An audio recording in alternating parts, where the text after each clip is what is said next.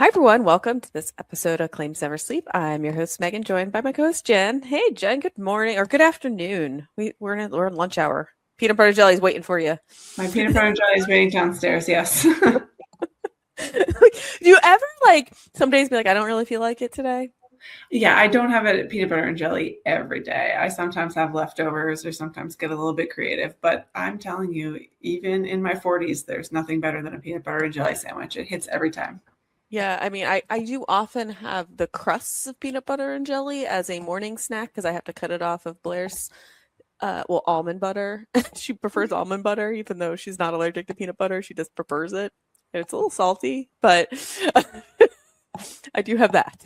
So I get crusts of the sandwich. The worst part. Next time you have to eat the middle of the sandwich. I don't like the crusts. It's a brioche. It's usually pretty good. Well, so today, everyone, you are in for a treat. Today, we are joined by Donna Marcus, and Donna's a little departure from our typical claims guest, but celebrated no less. Donna is COO of another law firm and has just experienced a lot in her time, just a lot of challenges, and just can really talk about how she handled them with grace. And it's almost kind of like not a cautionary tale, but maybe a cue to try to get ahead of things, because sometimes shit happens and hits you in the face, and she's handled it all very, very well. So she's great. So with that, let's bring her in. This is the Claims Never Sleep podcast, presented by Cruiser Mitchell, with your host, Megan Henry. Good morning, Donna. Welcome to Claims Never Sleep. I'm so happy to have you. How are you? Good. Thank you for having me. This is I'm pretty excited about this.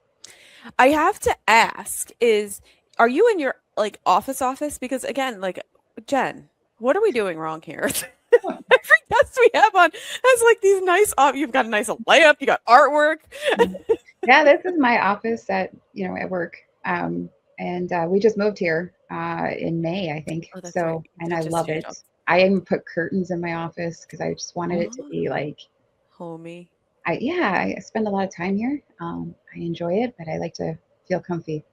Mm-hmm. Yeah, and you got the nice lamp for cozy light and stuff. I'm liking it.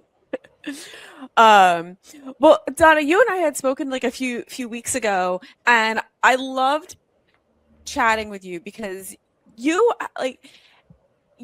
you're not in claims, but but you're in law, and you've gone through so much in your career, and your firm has gone through so many changes, and you've had to navigate a lot of challenges along the way that I just thought was so interesting when you and I were chatting, that I was like, we just need to have you on and talk about it, because I think it displays your resilience too, and your ability just to work through anything, really anything and everything that you get hit in the face with. I feel like, I knock on wood, I feel like I can, at this point, I've almost seen it all, but I'm sure something I feel like that's putting it out in the universe that send something else my way, and I don't need anything else. But even just navigating the last 5 years, I think is interesting. I think every law firm has gone through a lot in the last 5 years, because technology had to really be embraced to get through the COVID time. Mm-hmm. And I remember planning for COVID, and that was crazy because you had no idea what was coming. It was supposed to be 2 weeks and maybe. And I remember sitting there thinking about what possibilities of what could happen, right? So, this is kind of sad. I created plan A and plan B. Like a team A would be in the office and team B would be at home. And then if team A goes down, team B would come in. And I was thinking about that. I really picked who was going to get sick first. It's actually kind of eerie when I think about that. If there was going to be martial law, I had PO boxes. I mean, the one John looks like he's going to fall first. Yeah. Right. Kind of looking back, I'm like, I don't know what I was thinking, but I didn't know what to expect. And so, if an office goes down, what you do, and little Fauci, when you get on the TV, I always felt like he was kind of scary because every day it was something different. And is it one mask? Is it two masks? Are we, it was just a crazy time. And every law firm experienced that. I mean, I was lucky and fortunate enough to have the foresight to go to the cloud back in 2017, 18. And so all we did was take our computers home and work. And that was amazing. So that was a crazy time. But I think everybody's done talking about COVID. I think we are so over it. But I'm just saying the last 5 years or 6 years, right? It's just been, one thing after another. In 22, during the holidays, which is the worst time ever, we had a cyber attack. Yeah. So literally on Christmas Day, my kids got up. That's the one day that you don't ever have to wake them up early. They just naturally spring awake. 5 a.m. I'm with my IT team on a Zoom meeting and trying to figure out what we're doing here. And I had to pause and I'm like, okay, open gifts, right? And 20 minutes of opening gifts. And then I was like, okay, I'm back. That was my holiday. We were fortunate. We did not have a data breach, but we fought the cyber attack all through the holidays. And it was pretty devastating for us as far as our data was so safe because we sandboxed it right away. It was so safe we couldn't even get to it. All my systems were down, full of malware. We stopped the whole thing in its tracks, but we had the ransomware letter that they were going to put up. We could see it, but we were able to stop all of it.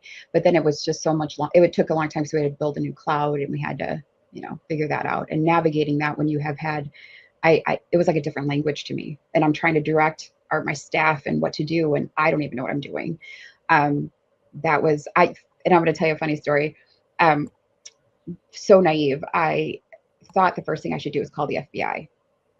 Right. I've seen all the TV shows. I envisioned all of them in their blue coats running in with a laptop, coming in and saving the day. Yeah, that doesn't happen. And again, very naive. I watched too much TV, too much CSI. I don't know what I watched. And I didn't know how, because you prepare for after a breach, but not during a breach. Yeah. So we've done roundtables. We had all the security in place. We had encryption at rest. We had MFA. We were doing everything right. We were training everybody every month. We had no before training, and it just takes one person to click the wrong thing, and it doesn't. Everything that you've got prepared for, it could just go to the wind, right? And we were able to stop it. And then it was trying to navigate how to get everybody back to work. Yeah. So it was a crazy time. And then most recently, I'm sure you've heard, we had a lot of people leave our firm in August, and without any forewarning of that. So we were actually going live on new case management system on that Monday, and by Friday, all of a sudden, we got all these resignations. And so it has been a crazy couple of years. And so there's a bunch that I want to talk about in there, but before we get there, let's just talk about how you even got to the beginning. So sure, and I'm sorry if I went on a tangent. I can talk. No, you basically just hey guys, you just got a roadmap what we're going to talk about during this podcast. But first, you got to know a little bit about Donna. So I guess where do you want to start? Like, I went to college for art and business. Don't ask me why. I just loved both. Well, it's good balance. Balance out the two sides of your brain. Yeah, I love graphic design. I was really into that, and I also wanted to do something in business. Like, basically, I worked at a Southwest Suburban Publishing when I was in college, and what they would do is I would do spec ads, and they take it to new customers, and they would make commission, and I get an hourly rate, and I used to be very upset about that. And so I thought, you know what, I'm going to go into business myself, and whatever I want to do, I want to make sure I can, I benefit from that. And then, but when I got done with college, I really didn't know where that was taking me. You go to school to be a teacher, you're a teacher. You go to school to be a doctor, you go to lawyer, right? I'm like, I don't know what I'm going to do. And unfortunately, I don't know how you want to say it. I followed where my boyfriend was, right? Now my husband. Okay. And well, at least it turned out okay. Yeah, thank God, right? But he was in. You're going to go in a different direction with it. I met him on an internship actually at Six Flags Great America in the Chicago area. Awesome. I'm originally from Minnesota. I did an internship. I met him, and then he was in the Gurnee, Illinois area, and I had a couple of jobs I was applying for, and one of them was an executive at Target. And that was the one that they placed me close to him. So other ones were like an ad designer in Missouri and all this stuff. And looking back, it probably would have been cool, but I wanted to be close to him. So I took that role. I was in retail for about 4 years, and everything I learned about managing people, not leading people, but managing people, I learned there. Crazy situations and things that you have to experience in that. And it really wasn't conducive to having a family. We wanted to get married. I was working a ton of hours. And so one day I was just like, I can't do this anymore. But then I remember quitting and going and not having a plan. I didn't know what to do now, right? I had all this experience. I knew I didn't want to be in retail anymore. And my dad was always like, I told you should always be a lawyer. You should have been a lawyer. And I'm like, And I remember thinking back in the day, I didn't want to be a lawyer because I thought I'd be old by the time I got done with law school. How silly, right? How silly. But that's what I thought. I wanted to start my life. I was anxious for it. And so I was like, well, maybe I'll explore that, but I want to work in a law firm and see if I like the atmosphere, right? All I've seen is what's on TV, right? And I wanted to see if I really liked it. And so I opened the classifieds back in the day, which again ages me. And there was a part-time receptionist job, and I was like, perfect, I'll do that. And then I will get my LSAT, I'll pursue that. And maybe that's what I'll explore that. And in the meantime, I got married, I had a baby, and I took my LSAT and I was pursuing all of that. And I was never part-time at my law firm. I started, and before you know it, I was a little family law firm, and they did probate and estate planning, and I did all their books. I did their billing, which was like maybe 2 days of my life there a month. It was no big deal, right? And I just kind of did whatever they needed, and I wore every hat you could think of. And I think that gave me a lot of experience on the back, between answering phones, being a legal assistant, and then all of a sudden I was doing some paralegal work, and then I was running their books. I just kind of did everything. But then the real estate market crashed, and my husband got laid off. And that pursuit of law school kind of went out the door because all of a sudden I really had to keep working. Yeah. And I also, my law firm, people don't get divorced when the market isn't well. Like people tend to put that off, or so that they were struggling, and I was doing their books, and I'm like, wow, they really can't afford me too much longer here. And so I got a call from a headhunter if I wanted to work for Kopka as a full-time biller. And I remember being like, every day, like, how is this? Like, what? And I'm like, sounds horrible, right?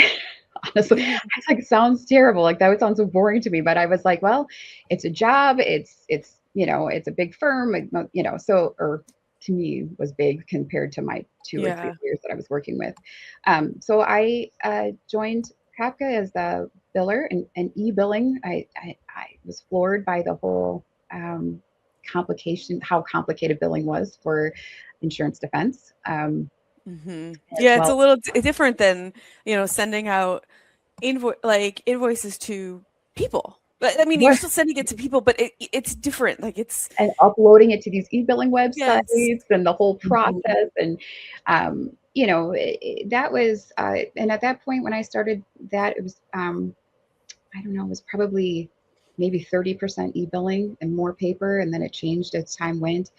And I remember thinking, this is just a stepping stone. I should do this the rest of my life. This is just to get through this time period of how the job market was, and I'll figure out, I'll either go back into law school, because I had it all planned out. I was accepted, and then I just couldn't do it. So so everybody, I think everybody that ends up in a law firm in a support role somewhat is always entertained the idea of being a lawyer to some degree.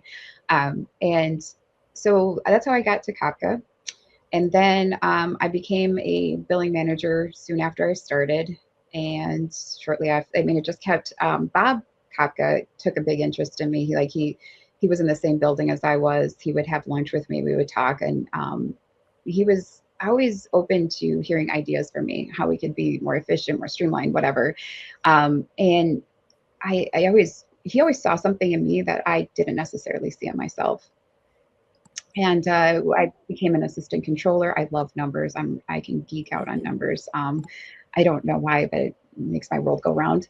And I loved when you could see, like, you understand the story from the numbers, and then how do you change the story was always so interesting to me.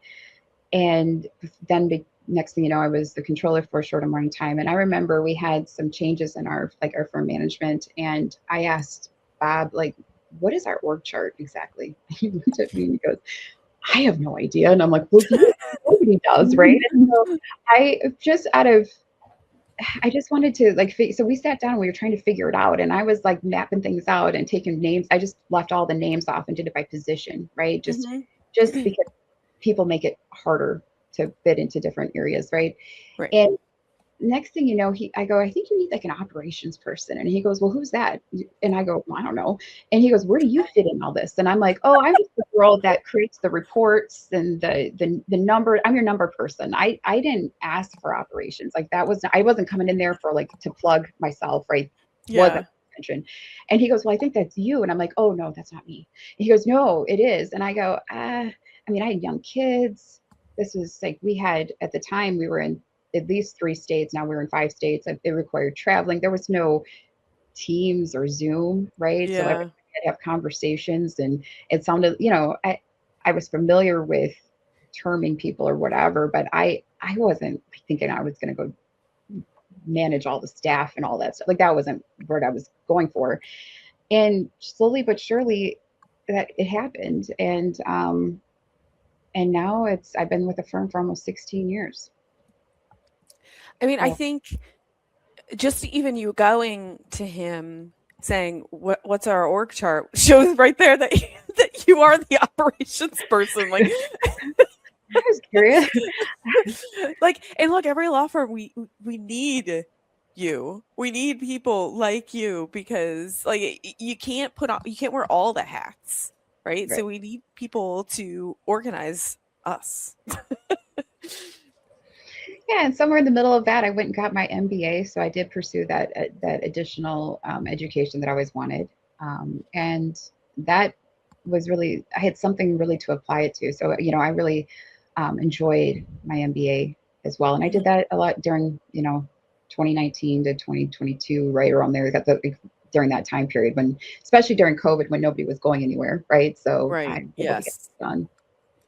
So. It's also interesting. I mean, I give him a lot of credit for knowing that you're a person to trust, and that he could like come to you and say, like, hey, what do you think? Because lawyers are notoriously poor business people, and not saying him, but just in general. And a lot of times I think that's kind of the problem, is that they don't know how to run a business. And so to be able to point out the person who, like, hey, Donna, like, I see something in you, and I know that you are the one who's going to help me make my business successful, was super smart on his behalf as well. Yeah, I really have enjoyed working with him for all these years. Like I said, Megan, I think he reached out to you and said you should talk to me, right? He's always promoting me and always encouraging me to step outside my box. And I'm very comfortable speaking in public, partly because he put me in that position so many times. So, and I really enjoyed working with him. And yeah, I don't know. He really helped me see my talent that I feel very confident in now, but I didn't see it before, right? So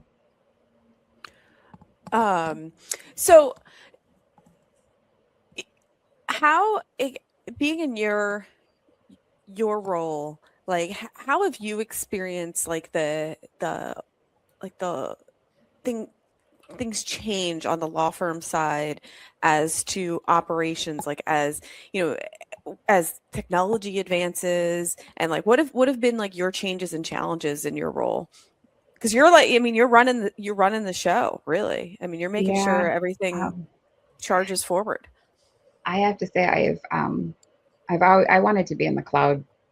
I remember that, like, in 2015, 2016, I'm like, this is the way we got to go. We were on-prem at the time. People really couldn't work outside of our office very well.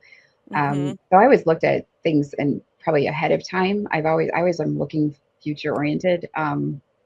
So like I said, I think that during that time though, every lawyer pretty much despised me because I changed the way they worked and they didn't Oh yeah, understand. you had to make them do things differently than how they've always done them, and lawyers don't like to change. No, and there I am. I'm like, it'll be great, and they're like, no. And I remember we used to have printers on everybody's desk, and I swear one of my attorneys was like hugging the printer as I'm taking it away from him, and so they were very angry. But then in 2020, when we all had to go home and everybody could work seamlessly, they were like, that was the best thing we ever did. And I'm like, it only took a pandemic, but okay.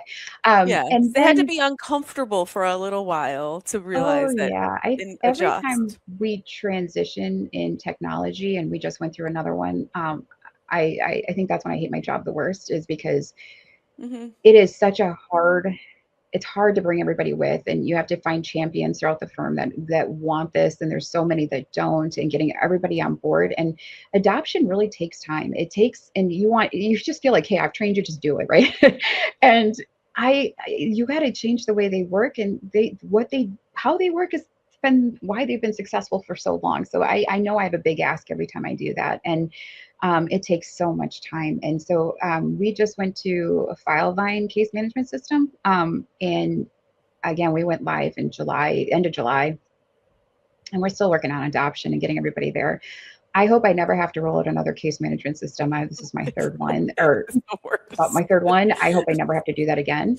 But you're gonna have to do it again. You know that, right? I'm sure, but I am just like, come on, we can be on this for a while, right? Like, and I do think FileVine, the one that we picked, it's got AI built into it and things that are coming, and tools that we can turn on as we go. So we picked something that was going to grow with us as the industry is constantly changing, and it's changing rapidly. For a long time there, nothing changed, right? And then all of a sudden, it is just coming at us, full force ahead. There has been, I'm like kind of glad you said that, because like even in my career, I've noticed that just giant changes. I remember starting, and we didn't even have a client or document management system at the firm I first started at. It was like folders. We just had folders that everyone Microsoft free kind of thing, right? And heaven forbid you accidentally click the wrong thing and you delete an entire folder. Yeah. I mean, this is after, and this is still when people they didn't even like the electronic version. You had to, everyone had the paper files that you carried around everywhere. And then I remember them saying, we're going to get rid of the file room. And the older partners at the firm, it was as if you're we need your left kidney. Because they're like, the file room? Right. Get rid of the file room.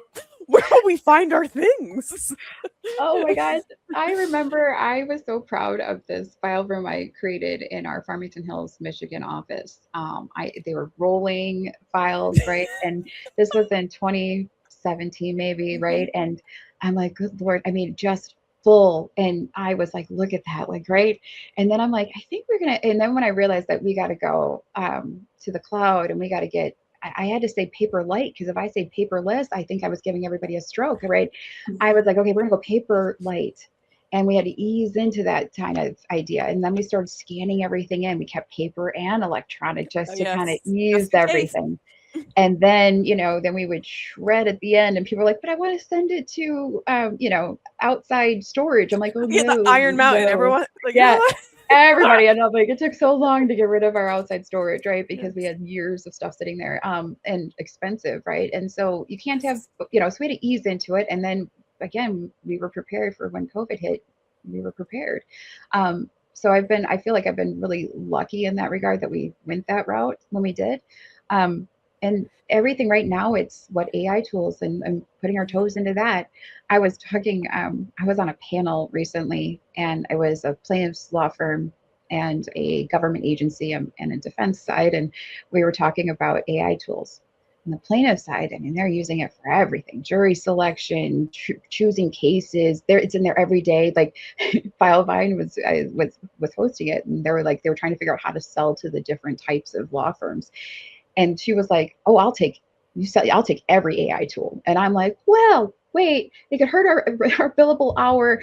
I got to look into this. It's expensive. I'm on a tight budget. It's such a different way that we look at it, right? And then we have to kind of plan it ahead, and we have to get our clients on board, and we got to figure out, making sure it's closed and safe and HIPAA compliant and all that stuff. We're so worried about, making sure, and we should be, right? But it's such a different take. Like they're just embracing all of it, maybe an open checkbook, if you will, towards technology, whereas we are very tight budget and not so much in that. So it's a very different approach to technology. And I feel like if you're not embracing it, you're going to really struggle to compete. Well, the one thing that before we start recording, Donna, you and I were talking about being at the same conference back in October, and there were a lot of AI reps there and talking about the new tools. And the one thing that someone said that really has stuck with me is that these AI programs are making poor plaintiffs' attorneys mediocre, right? Mm-hmm. And so it is telling them, hey, like your client has a back injury and they haven't treated it in 6 months, get them to an orthopedic. Like your client, you didn't do X, Y, and Z. This is what you need to ask for in discovery. So it's telling them how to do their job, which is just, it's outrageous. Right. And so I think that's why they're embracing it, is it's for them, it's they're able to use it to their advantage, whereas we are still trying to figure out, is it worthwhile and can we use it to our advantage? But there's a clear cut advantage for them. I was on the phone recently with opposing counsel, super nice guy, and I would not put him in the poor plaintiff's attorney category, but we were talking about AI and having like, I think I was piggybacking on you, Jen, you and I probably had talked about that. And he and I were talking about, he's like, it's amazing what I can do with it. And he's like, and he admitted, he's like, I don't rely on it, but I do use it as like kind of a checkpoint or to make sure I'm doing the things or to give me ideas. He's like, sometimes I test it out too. And I just want to see what AI gives me when I put it in versus what I do myself and compare it. Which I agreed with how I'm like, you're using it in a smart way too. You're not fully trusting it. You're kind of testing it out and you're using it as a tool, but he's like, it's been a game changer. And he is a smaller firm and he's like, it saves me so much time and like costs on, unfortunately for like employees, he doesn't have to employ as many people, which, I don't love that, but no, it's kudos to him though for using it. It's crazy though. I got a demand letter in a case the other day and the whole thing was drafted by AI. And so when I called plaintiff's counsel to ask them about some of the stuff that was in the letter, she kept saying to me, no, I have no idea what that is. AI wrote the letter. And she kept admitting it to me. Yeah, like that's not good. No. She's relying on it. She is not using it as a tool. Exactly. But the client was freaking out because she's saying like, they're telling me they have all this evidence. And I was like, they don't. They're using this blanket letter and sending it out to everyone. And like, that's really scary. Mm-hmm. Yes. Yeah, there's definitely advantages and disadvantages with it. And for on the defense side, it's changes are, we bill by the hour, by the every 6 minutes, and that's going to change too. It has to, because otherwise, how does law firms even stay in business, right? When all of a sudden AI can do a lot of some of the basic tasks.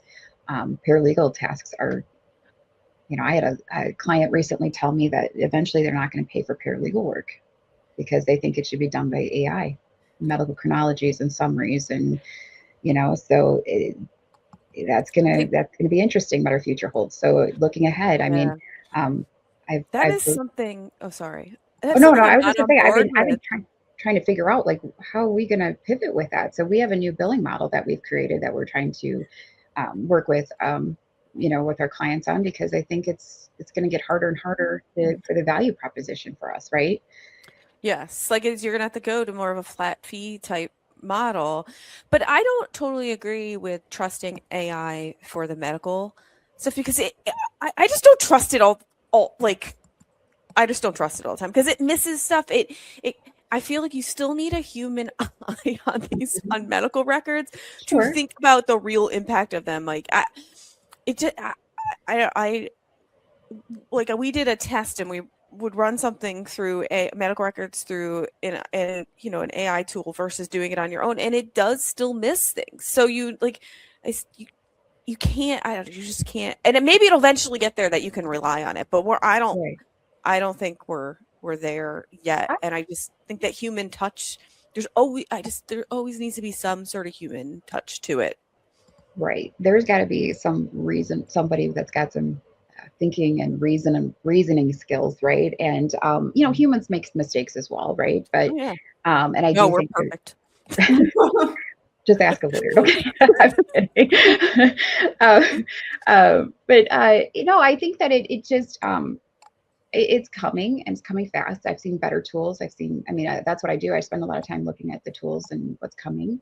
Um, so it's going to be I mean, I think if you're not thinking about it, and you're not contemplating what this is going to do, I think that people are going to be shocked when, it pivots and you're not there ready with it. So, I don't know, that's where we're at, where we have got a few tools that we've started. We're making sure our clients know, and just making sure that everybody understands how to use it, and that you have to check everything, making sure it's closed system. So there's a lot of vetting Mhm. to make sure you use the right tools. So, in addition to AI being kind of up at the forefront, I know there's a huge retention and recruitment issue that's happening right now in the insurance and the legal industry. I mean, how have you been affected by that? And Yeah. what would you see that kind of coming down the pike, especially like you were just saying, we might not need paralegals anymore, right? So it's just, how do you see hiring going forward? So hiring is, I'm sure everybody is talking about the talent crunch. I don't think I think insurance defense side is hard because you have to track right now, you have to track every 6 minutes of your life. And I was talking to a lawyer, and she was like, it takes zero point 0.7 to vacuum my house. And I'm like, good Lord, I don't want to, I mean, I don't know how people think like that. I think like that all the time. Right. You're like this dude, like time is so precious, and to like sit there and like everything you're doing, you're watching and measuring it, I think is hard. And we're losing talent to the plaintiff side, we're losing talent to just, in-house counsel, because it just, and the pay is so competitive, and it's hard to compete. And then rates tend to be harder or just lower for insurance defense. So, and yet you have a very stressful life being a lawyer, right? It's very stressful, and you have to. So I think it's what we've done is we have never before in the last few years, we've never would consider taking somebody fresh out of law school and training them up. We never ever. We always wanted the 5 to 7 year lawyer like everybody wants. Yeah. But we started doing even when they're in like L2, L3, and bringing them in and having summer programs, fall programs, that kind of thing. Bob Kopka created a Rising Star program where people sit, and every week he teaches some element, like what is policy limits, and understanding like what you first do when you get a Yeah. complaint, and just understanding and teaching the basics. And he does that all year, and he records it, and he gets different speakers to come in. And so and then everybody is paired with a mentor. We changed our whole compensation model to embrace what we're trying to do as a firms, right? So before it was just billable hours that you got paid for. Now we're really encouraging them to develop a team, and they have to, the billing model needs to, or I'm sorry, the compensation model makes sure that they are bringing up their team, and they're mentoring and helping others. So a shareholder or partner in our firm has a lot of responsibilities when it comes to training the next generation. And then, we also have, for recruitment wise, we have a very big bonus for bringing in lawyers, right? So we pay $10,000 if they bring in, refer a lawyer that stays, because otherwise you're paying a headhunter, right? Right. So, You're going to pay a hunter a ton of money. You might as well have it be someone that someone there knows and already has vets, and they have incentive in the game to do it. And I mean, headhunter fees are crazy. And right. look, and I feel for them. I like that. Like, I like them as people. I know they're doing their job, but they charge a lot of money, and sometimes it's a miss. Like it really can be. And I think you have better luck with someone that's referred by someone that they know. Yeah, in fact, we have more success with that because, as you said, they know them. They know if they're going to be a cultural fit. They know if they can talk about the environment, and people. It's a much more honest conversation. They know what they're getting into, and we get to see who they already know. They're a good lawyer, so we don't have to worry about. The interview process was good if you asked the right questions, if you got the right, that's just a snapshot, and it doesn't always work out. But if the referral, you tend to be more successful with. So we do that. I mean, I mean, I feel like we're always hiring because there's just so much work. And after everything that happened for us in August, we've hired like 18 lawyers in like 5 months, and we're Wow. continuing Yeah. to hire. Um, so and the works there, our clients have been amazing, very supportive. Well, we went through that transition, and so yeah, we're up to 70 lawyers now, and Yeah. we were at So 52. So I don't want to dig in too much into that because I don't want to put oh, you in an awkward position. But for everyone listening, you gave us like the 10,000-foot view as to like what happened this summer or mhm. last summer, I should say, because it was a shock for you guys and a big change. Yeah. And it just really stemmed from succession planning and where we were Mhm. going with the firm, and not everybody saw the same vision, Mhm. and so quite a few of them left, and yeah, I think 56 lawyers left. So Oh, um, we had a lot of But files. almost in like the night, like it was like Yeah, right, like yeah. it was very sudden. It was very sudden, and all of a sudden we had all the files, and we had to figure out what to do with them. I've never had to call a client and be like, "Please take your work," and that's the position we were in at one point. And but I look at it, and I think it was a huge. I honestly, I think our firm is like it was the right. It had to happen at some point. I mean, how it happened, not so great, but I think that there was a lot of people that weren't happy, and they just didn't have the same vision of where we were going. Yeah. I don't. I really am not. I mean, at the time, it was pretty devastating, and it was hard, and just trying to figure out how to pivot and to correct how, like, we have all the expenses. You have expenses to support 110 lawyers and the support staff. I mean, In we office had all that space. infrastructure, and trying to figure out how to um, reduce the infrastructure, as well as service the files, and we had to hire. And so first thing first thing I did, is that I said, hey, we all have to be in our lane. We have marketing. You have to be in touch with every one of our clients, let them know we're still in business and we're okay, and we still have lawyers, and we have to figure out we got to transfer files, right? And we got to figure out what we're going to do with all the work. And then it was with me and my controller, it was, how are we going to reduce expenses? We had to lay off a few people initially. And then it was my lawyers that were here. I need you to bill. I need you to be focused in and just really make sure that revenue is coming in. And I know our marketing department had over like 200 Zooms, and like a crazy, like in like just talking to clients and telling them what Yes. happened. And they were very, very, very supportive. And then just getting the work out. And that was really hard because we were in the middle of transitioning from case management systems. So trying to get the Yeah. work to them was my gosh. hard. And we didn't have as many resources because they also took support staff, and they took, right. So, and look, I have nothing, how do I say this? I'm not here to say that, anybody was right or wrong or whatever. It just Mhm. happened. We're through Mhm. it. We're doing Yeah. well. It was definitely a struggle, and but everybody had to stay in their lane, and we all supported each other. And Yeah.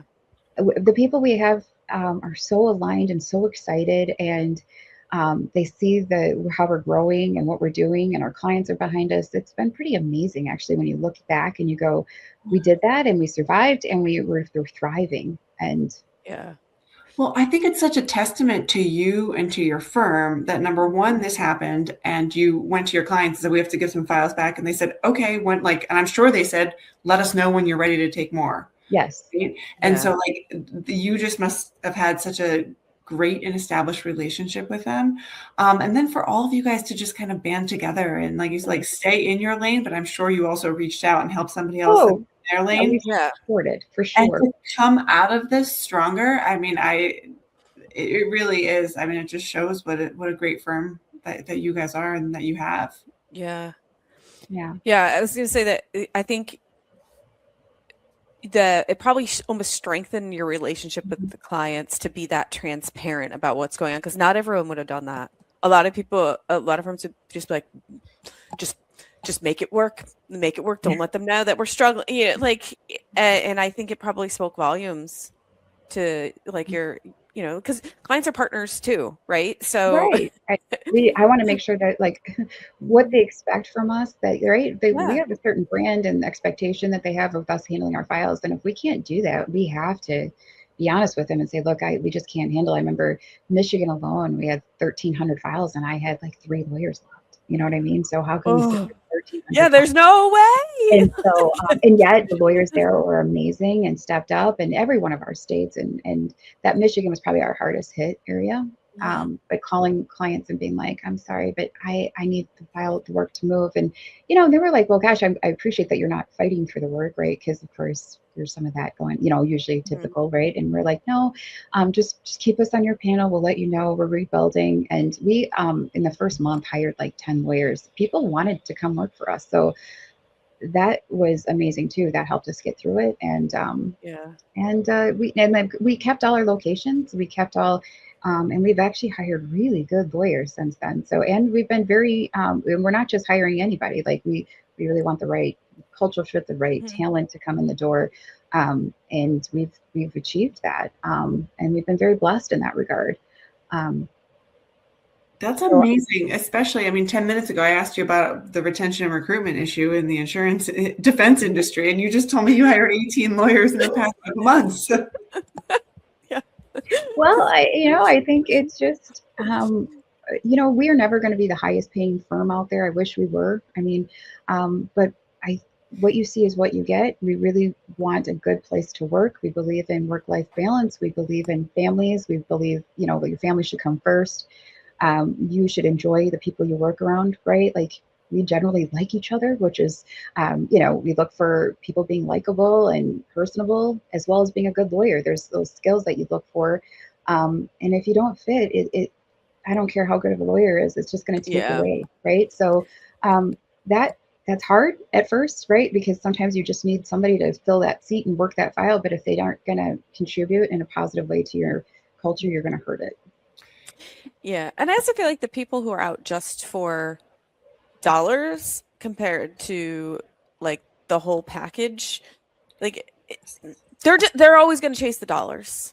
So and they probably aren't a good fit anyway. So it's like you can't even sweat over that. Like if they're going to go someplace else over X thousand more per year, then that's always going to be their go-to. Right. And we're looking for people that want to see it as their home and where they want to work and where they're going to have a good supportive environment. And I think that we work really hard for that. We do have a lot of infrastructure in our firm. We have a HR department, and we have a billing department and an appeals department, if you will, and some of that scaled down since this all happened. We have IT in-house and a really good marketing and client relations department. So it's not like we're looking for necessarily rainmakers. We're looking for people that can come and build the relationship that we brought in and do good work. And so we don't pay origination. So that's also very different in our firm. So, that attracts different types of lawyers, right? So who we are, we're not for everybody, but the right person that comes along, I think can really thrive in our environment. Yeah. I mean, that's the case everywhere though. Like not every firm is you need to find your fit, Yeah. Yes. Yeah. I read something this morning that said if you have friends at work, you are 7 to 9 times happier at your job. And I think that's absolutely true. I mean, it's the people that you work with and the culture that really make it worthwhile. And not the actual work sometimes, because insurance defense is insurance defense, right? You're going to get the same file, whatever firm you go to. It's just, does the culture align with you? Do the people, and does the message? And I think you just need to find the people who fit. Yeah, you find your tribe, right? Yeah. And we really enjoy. I mean, people are very happy. I mean, and we've got this energy right now that I don't ever want to stop. Like it's so fun just to sit and see and everybody's got.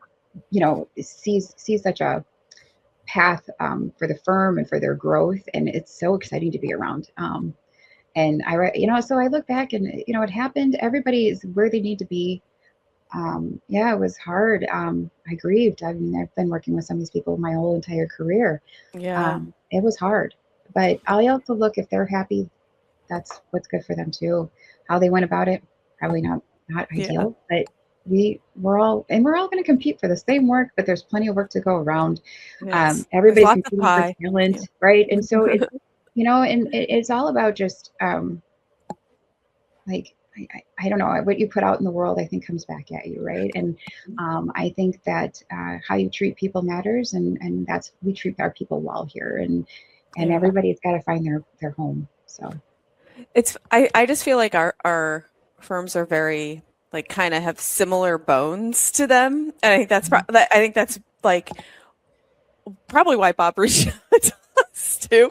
But I'm curious about this because you have multiple offices and we have multiple offices, and Jen and I talk about this a lot too. Like there is a challenge in trying to get like connection between offices, especially like on the partner level. Okay, you have partner meetings and that, but like even on an associate level, it's because you do want your associates in Office A to interact with associates in Office B, because there's huge value in that from just a client service perspective, and also just from a work perspective. So how do you like help, or what do you do to help encourage relationships between offices? That's a great question. One, I have what I call operation managers that I have multiple offices, and they really use a lot of the talent. For example, we'll have 2 offices in Kentucky, we have 2 offices in Indiana, we have 2 offices in Michigan, we have 2 offices in Illinois, and then we have 1 in Wisconsin. But we really try to utilize talent within, it doesn't matter what office you're in, right? And so we really work on, especially in the state, we really, doesn't matter where you're sitting, your assistant may be in a different office, and we just really try to get everybody on the same, like we formed teams, and everybody it works in a team structure here. So you might have a shareholder, a partner, associates, and paralegal, legal assistants, and they may or may not be in the same office as you. They'll be within typically the same state. And we do a lot of getting the state together, right? Or firm-wide, we do firm-wide,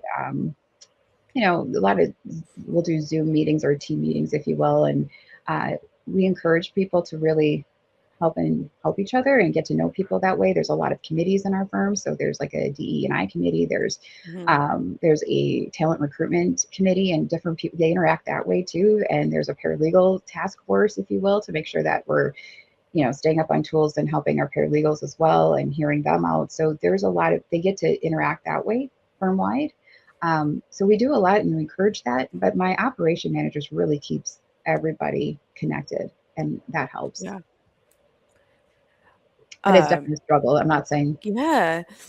Every office and every location has its own culture, and it may not, of course, yeah. With just different personalities, and just trying to, have core values and make sure that everybody's aligned to the core values is important. And you're in some big states. Like there's a lot of geography between locations. Yeah. Yes. So when I first got into this role, it was just fly. You had to fly everywhere to go and talk to everybody, and because we didn't have all this technology when I first started in this role. I started this role in 2015, and there wasn't you weren't doing video conferencing, or it was just coming out, and we hadn't done it. And so when we got Teams or Zoom, it was like, whoa, I don't have to leave my office to talk to a group of people, right? It was still so foreign then. We never used it until COVID, because it just seemed like odd. Right. A little bit. Yeah. And at first nobody wanted to put their cameras on, and so it felt like you just might as well have a phone conversation if you're not going to put your camera on. So yeah. Although now I love not having a Zoom and just making it a phone call. Whenever I like, do you want to make it a Teams? I was like, no, we could just talk on the phone. Like I'd like to pace around Like my a house. lost, Thank you. a lost like way of communicating. You're like, oh, I guess we could talk on the phone. Like, why not? Like, Yeah. whereas before Or it was the only way, you know what I mean? And now it's like, oh, I guess we don't have to do a video. it's Yeah. like Jen posted the other day about like reverting back to the 90s of like the analog life. Yep. Yep. Sometimes I just want to be unreachable. Do you know, like, Well, because we're so connected, right? The expectations between if you have a cell phone, and of course everybody does, the expectation is that you're going to respond immediately. Whereas before, it never was Mhm. like that. You had 24 hours to respond, and there was patience. Now it's like they don't hear from you in a half hour. They're like, "What? Are they okay? Or what's wrong with them?" Right? And that instant, I think that's kind of a problem in our society, is that we expect instant communication all the time. Yes. at my daughter's middle school, there's no cell phone service. We live in like a fairly rural area, and I was at her basketball game, and it was 2 hours. She had 2 games, and I came out, and one of our partners was like, "I've been trying to text you, like you didn't answer me," and I'm like, "'Cause I had no service from 5 to 7 p.m. I'm so sorry, but like you're not used to people being able, like 5 o'clock's the end of my workday. Do you know, like I have to start being an Uber for my children at that point, maybe making them dinner if I feel like feeding them. That's when your Uber job picks up. Yeah. And so it's tough because people don't expect that you're ending your workday at 5 o'clock, right? Like they expect that you're going to be available for them until 9 p.m., 10 p.m., and it's difficult. It's difficult to find that work-life balance, especially like Megan and I work remotely. And so there's no, like, I'm closing up my computer and I'm leaving, it's here forever. Like my office, my very undecorated office sits in my home. Right. So you walk by it all day long. So I did that for up until we moved. Well, and then my office travels with me. Yeah. Yes. I was working from home for almost 5 years during that time period as well. And to the point where I can't even walk in that room at my house anymore. It gives me like I can't. I was very happy to go back to work and to get out of the house a little bit because there was no routine. I felt like I was constantly working. I remember like having to almost in the spring or summertime, I almost had to like go walk around the block to feel like I ended my day, because before it was my drive home. And it just kind of got me transitioned into it, and there was no transition. And I was constantly checking my phone and my computer, and I was always on, and then I'm doing laundry. I mean, it all bled together. And then and I still like the fact that I was always caught up on my laundry. Now I can't say that. But I enjoyed like coming back to work and just having some separation. I needed it. Mentally, I needed it. Well, and it's funny because I know you live in the Midwest where it's also absolutely freezing. In fact, I think where you are, it's colder than it is here. And every night I usually go for a walk. Arctic Circle.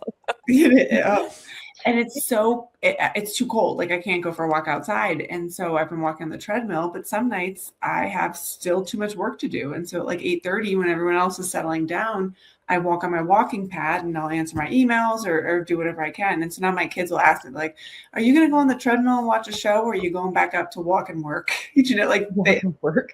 Yeah. They ask me every night. But it's, there's a blessing in it that like I can leave at 5 o'clock and go do my other things and then come back to it. But at the same time, it just, it all bleeds together. And I don't like that. Yeah. The one thing I got to experience. Oh, sorry.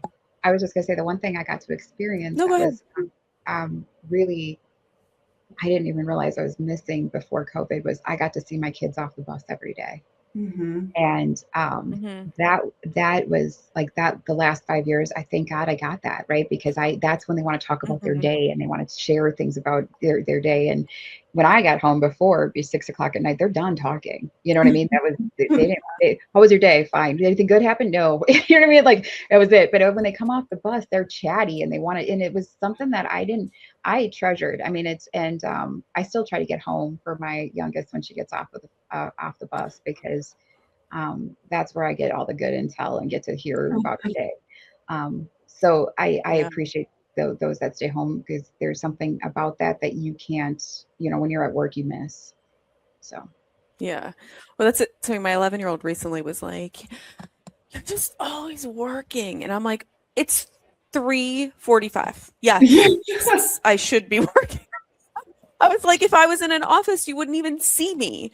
So yes, I understand. Like you come home, we have our chat, and then I'm like, okay, like go do your things. Like I'll see you in a little bit, and then but she's like, oh, you're just always working. I'm like, this is my work day. Like my work day doesn't end when you come home. But aren't you happy you get to see me? Like she doesn't remember though. She doesn't, because like honestly, I started working from home 4 days a week when I think she was in like her last year of preschool. So she, like, I've always just been around, and then COVID happened. So, we were all here. So she just doesn't have much of recollection of me being in an office and coming home at 6:30 at night.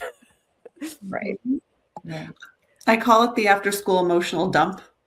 They all run up here into the room and they sit down, and it's like, and they just tell you everything that happened. And this one said this, and this one did this, and she hurt my feelings, and I got this on the test.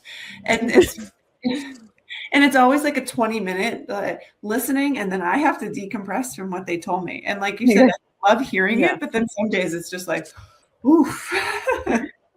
You need a deep breath to transition back into your work. Yes.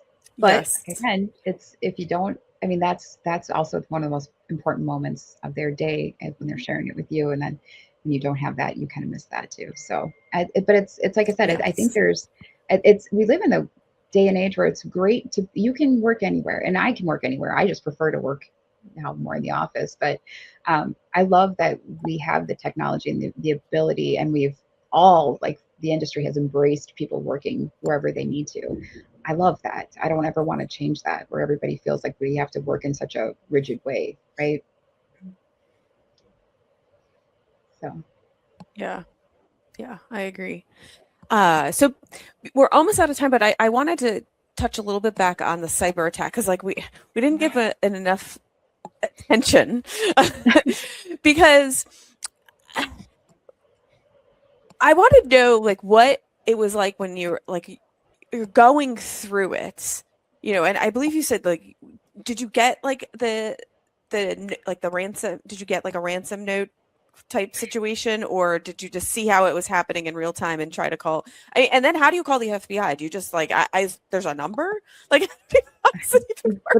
there's that you go on their site and you can put a little, I don't know, you just fill out a form, and 3 weeks later they did contact us and came out to us 3 weeks after.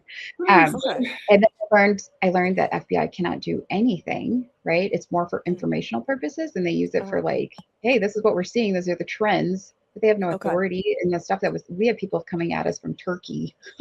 They can't do anything. We had all the IP addresses. So what happened is this is another thing. I've been very blessed in my career that sometimes I've made the right call by accident.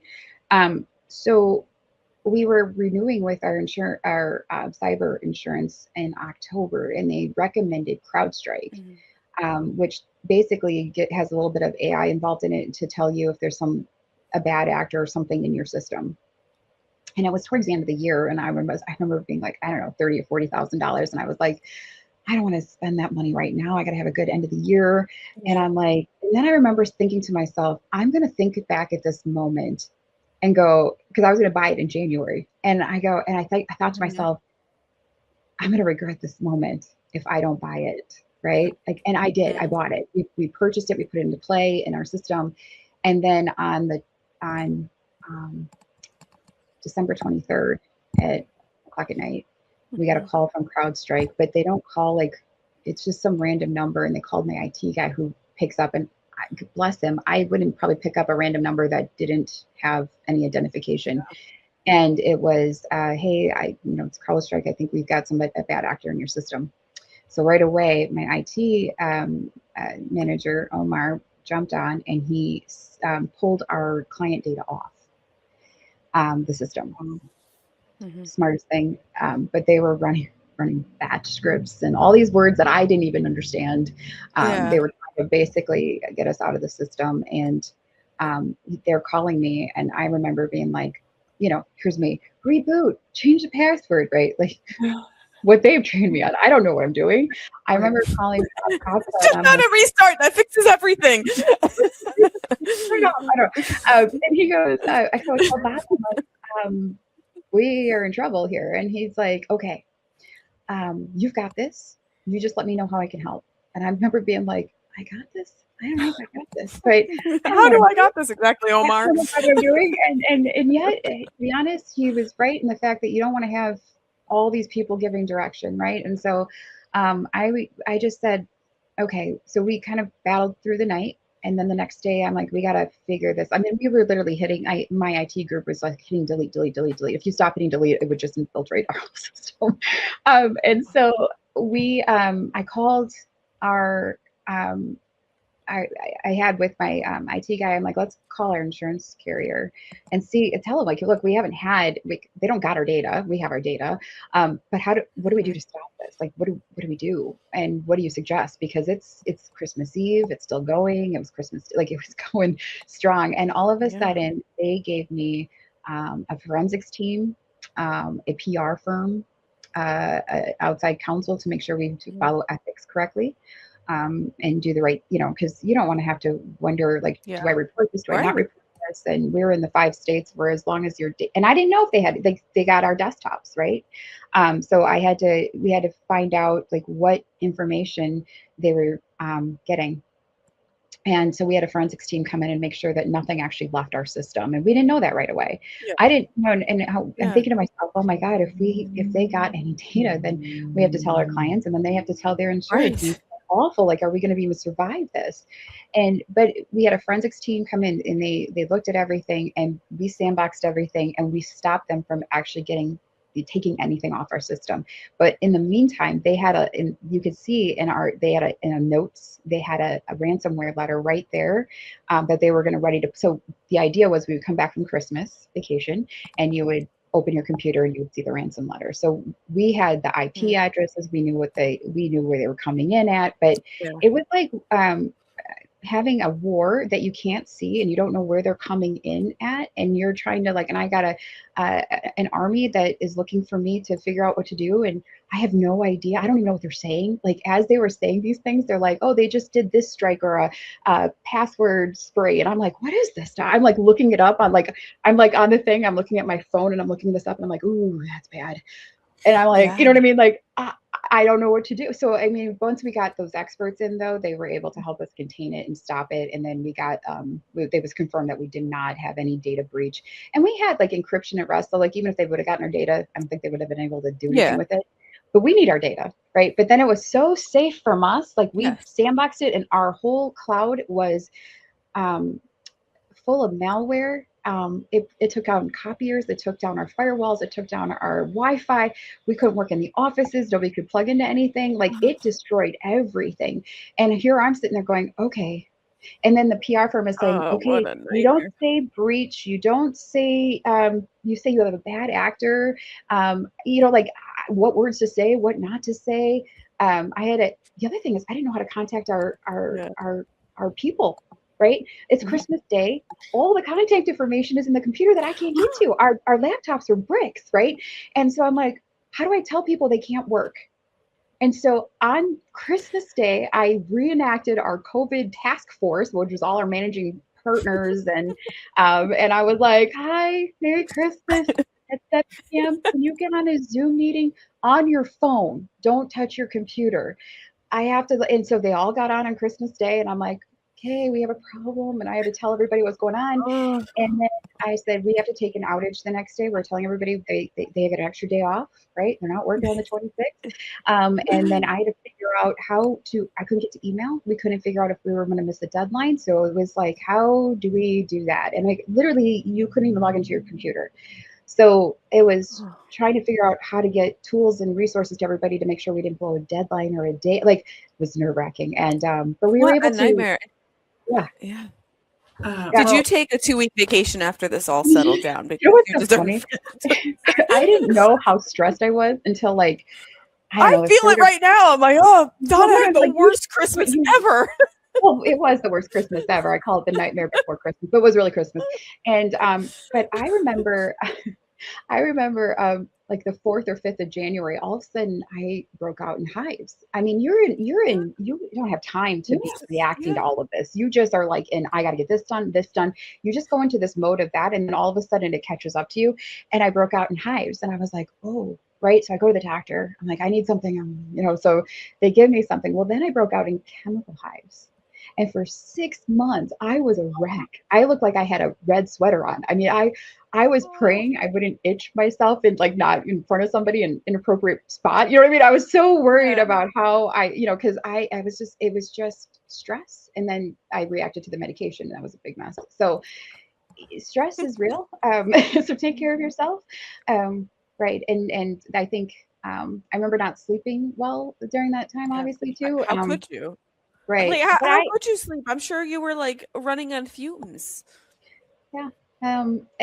I write. So my outlet is I write. And so I tend to find that how I can deal with it is I just write how I'm feeling, what I'm doing, and then I look back and it's all documented, if that makes sense. Of what happened. Yeah. Wow. So, well, Bob, if you're listening, Donna deserves a very large bonus. You're sweet. But I love what I do. I do it because I love it. It's not because I love going through those moments, right? But I love what I do. I enjoy it. I've learned a lot. I feel like, we can, I think at this point, survive anything, but again, knock on wood. I enjoy the people we have, and I wouldn't do it if I didn't love it. Yeah. And I can understand, back at the beginning, you were talking about you don't know what he sees in you and why he, gives you so much responsibility. But I mean, after listening to you talk for the past hour, I see it. It only took an hour for me to see what you see. Well, thank you. Why you're heading up this firm, man. You're great. Yeah. Thank you. He's going to hold on to you tight. Early in my career, I'll never forget this. I remember being so overwhelmed, and he kept saying, "Put your shoes on." I'm like, I can't. His shoes are too big. Like I can't fit into them. And lo and behold, you start walking, and eventually they fit. So. Oh, I love that. Put your shoes on. That's like a. Oh, he said it to me all the time. I was like, I hate these proverbial shoes. I hate them. But I learned how to walk. Throwing my shoes at you right now. Right. I felt like they were like clown shoes that I was trying to put my feet into. It was just crazy. But in time, it all, they fit. So. Yeah. Well, Donna, I just have one last question that we ask everybody. But knowing what you know now, what advice would you give your younger self? Is it put on the shoes, start walking? Embrace the shoes, just put them on and just start walking. I think tell my younger self, everything's going to be okay, right? Take it a day at a time, one step at a time. Because I tend to look way far ahead and I would get really overwhelmed. And what I've learned is that you just got to take it sometimes day by day, sometimes minute by minute, and you're going to get through it. Yeah, although you looking way far ahead, I think has gotten you out of a lot of jams. It's a pretty good quality, even though it might be overwhelming. I think it's working for you too. Well, thank you. Yeah, trust your gut. So, yeah.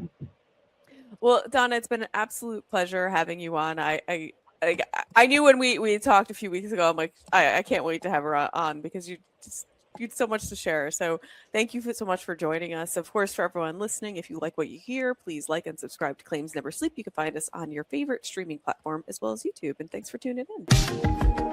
This is the Claims Never Sleep podcast, presented by Cruiser Mitchell, with your host, Megan Henry.